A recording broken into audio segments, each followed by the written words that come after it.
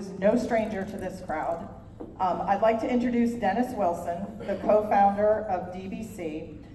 Dennis has spent the past 12 months speaking to RSPA members about AI. He has spoken to over 120 RSPA member companies about their AI challenges. So he's going to start off this morning by sharing some common themes of those conversations and answer some of the most frequently asked questions that come up in those conversations. So please help me welcome Dennis Wilson to the stage.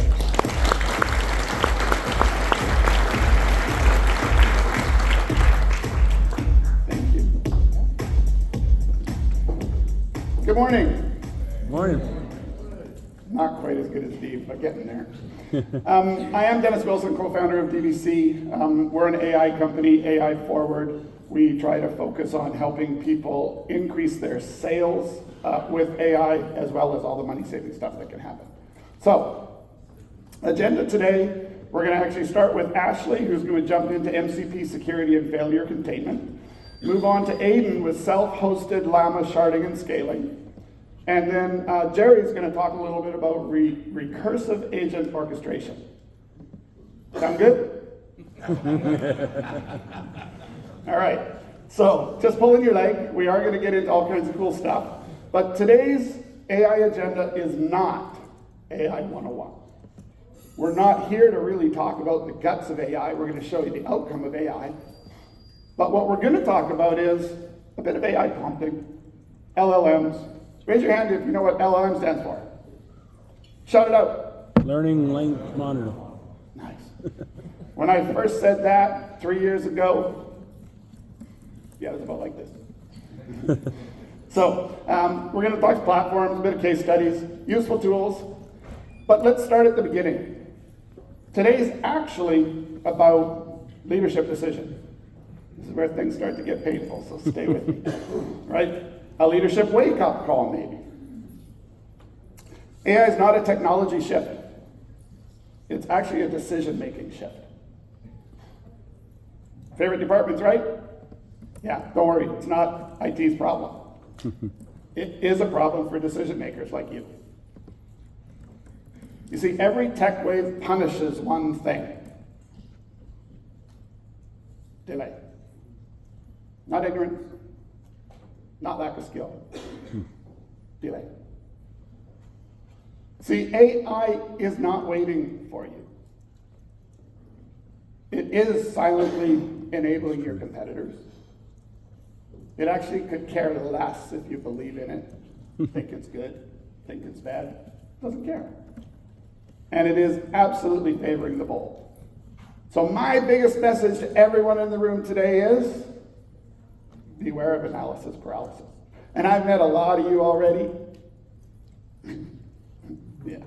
Okay, so let's put AI away for 60 seconds. And what I found in talking to 126 of RSP members, of which I'm sure a bunch of you are in the room and we had a chat, it's more about your business. So where in your business are your employees possibly quietly frustrated? What about your customers being a little bit dissatisfied? What about customer friction? This one's the scariest.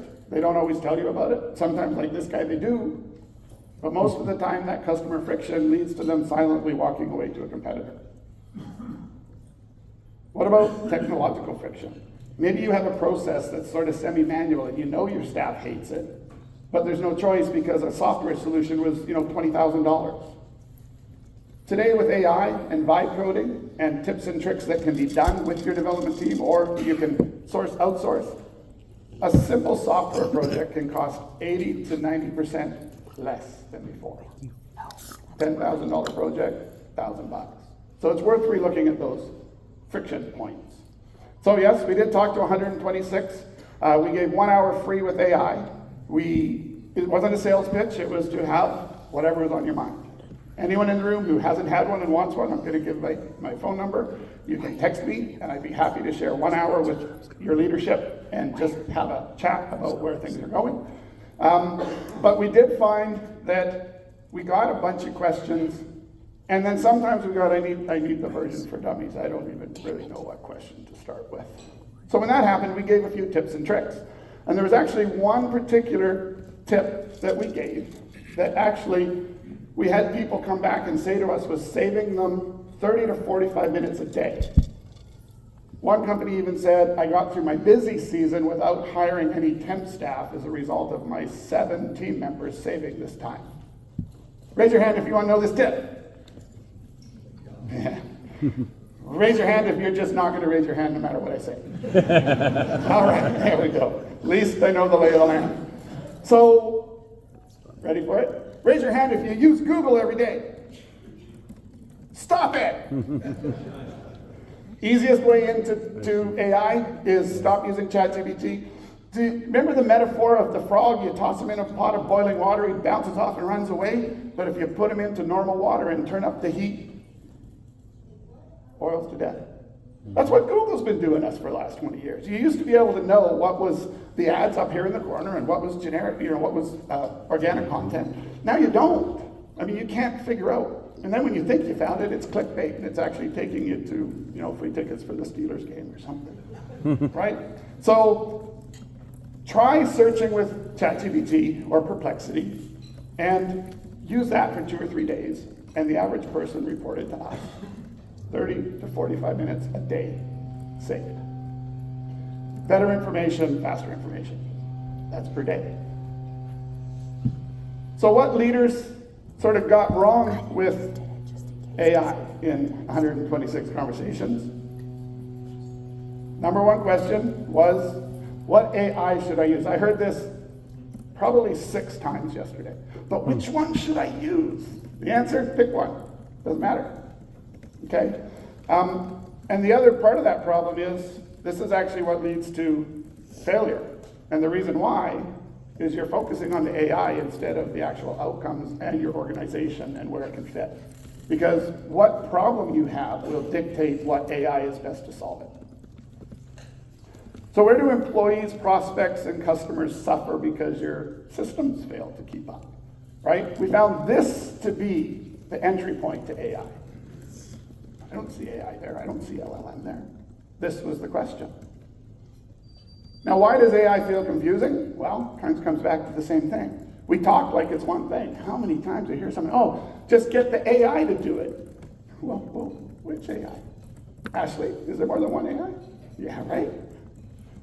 So different AIs designed to solve very different problems, right? Grok's good at math. ChatGPT, it's better than it used to be. So if you think that AI is AI and the AI, you're all going to walk away possibly with the feeling you have right now. It's overhyped. People say it can do everything. Well, not if you refer to it as the AI. You see, AI is not software and tools. ChatGPT, Gemini, Claude, Grok, they're LLMs. But that doesn't mean AI. They're part of what makes AI. AI, to try to make it easy to understand, is a bit more like an operating system, right? You can enable tools, you can do all kinds of wonderful things with AI. So it's not the AI, but it's almost an ecosystem that a bunch of cool stuff runs in. And unlike operating system, AI's intelligence can be embedded into or even used to build software and tools. LLMs, they're the thinkers. They learn from tons of written text, and they use what's called inference, meaning they learn what they use what they learned before to work out a response to your question or problem. See, contrary to popular belief, they do not know your business or you, unless you train them. Otherwise, they lie. They hallucinate. There it is. They guess beautifully. So beautifully that you're going to believe them every single time. And you absolutely should not. But you know what? History lies too. Because remember the story about the frogs? Totally not true. It was actually an experiment where they took a frog that they mentally disabled and stuffed them in the hot water and he boiled to death. True story. ChatGPT taught me that. Random AI use does disappoint, right? I'm sure everyone out there has had someone say, oh no, I tried using the AI to get that, and it just gave me something that really wasn't very good. Unfortunately, that wasn't AI, that wasn't very good. I'm not going to point fingers. Leadership often feels it's overrated because their input is from all the people that are using it without a whole lot of thought behind it. And it does a lot of good things, but to make it really do the results that are commercially usable takes a little bit more. So the world's sort of switching towards this purpose-built AI, where the real value is AI with a job, a specific job, not a general job. So a purpose-built example, well, in 126 conversations, we heard about this problem a lot. Go to trade shows, get all this information, and never follow up, and the business cards go from here to here to here to into the circular filing cabinet, and that's that. But what if there was an app that you could simply take a picture of the front and back of the card? It would automatically let you make a text message, and then automatically send an AI voice agent to call to follow up to that person that night, the next day, and book them if they're qualified to your calendar. What if it goes further? What if there's an app where you can take your spreadsheet that has your talking points about all those contacts, upload it, generates the initial email, generates follow-up emails specific to your talking points. Not, here's everything we do because I met you and I spent an hour and a half, but I don't care about you because here's everything we do instead of what we talked about.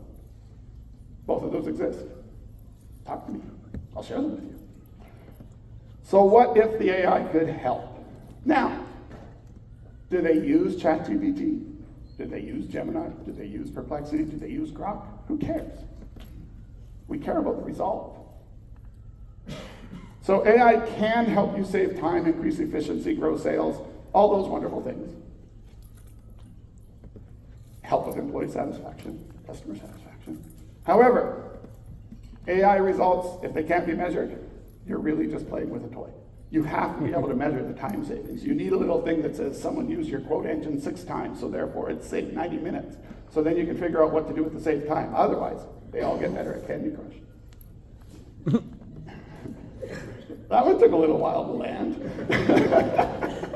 See, as AI leaders, we must discover or build AI tools to solve problems we identify in our business that previously weren't possible or practical.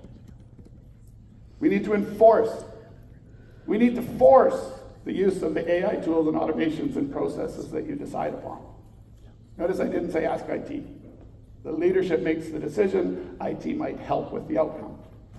You see, you're already using AI, Google, Microsoft, Salesforce, HubSpot. They're all using it, and they're all giving it to you. But where the real action's happening is when it's happening invisibly. So we have a Facebook and Instagram posting engine. It'll post to any business vertical every single day. We don't have AI showing up everywhere, but I think we have 137 times that we reach out and talk to ChatGPT or Grok or Perplexity or one of the LLMs in order to create that outcome. So so here's some common themes. So in all those 126 calls, we got things like this. Can this grow sales? Yes. Can it speed up quoting without hurting quality? Yes. How do I measure ROI if it's time? Count it. Do I really need to understand this? At least a little bit. Do I even need this? Unequivocally, yes. And if you can believe it, on one of these 126 calls, one lady said, I will use AI over my dead body. Ouch. See, your company's not going to lose to AI. You may lose to companies that embraced it while you debated or questioned it. Yeah, I'm looking at all of you. I am. We used to worry about the 1-800 behemoths. Jim has taught us all. Smart stacking, bundling, all of this stuff's the way to do it. But actually what we need to worry about now is the new, recently started, no-see-em, sandfly, 1 to 2 person new companies that are AI forward that soon can be doing the same sales volume as a 6 or 8 person's team. And they're out there. You don't know about them yet, but you'll start to hear about them as they slowly relieve you of your customers that do like the AI approach and would prefer a voice agent to your white glove service. So, why AI ROI feels weird at first? Well, partly because it doesn't really show up anywhere we're used to. It's not a line item, it's not on a dashboard. not traditional places. It shows up as fewer excuses, better lead generation, more appointments, better research, more quotes, faster, more accurate responses, more second conversations, better follow-up, and more D1, better customer retention. Leadership reality, if it is to be, it's up to all of you. AI will not, and actually cannot, be decided by your tech team. It'll be decided by leadership priorities. Leadership doesn't understand AI, the company may use it accidentally. This basically means you might trust one person on your team because they know a bit more than everybody else, and you'll be getting wrong information. So you don't need to actually become experts, but you do need to understand it. Your job is to find pain and friction, find out if AI can help, and accelerate your teams with it, because your competitors may already have. So our amazing lineup speakers today will help you accelerate first.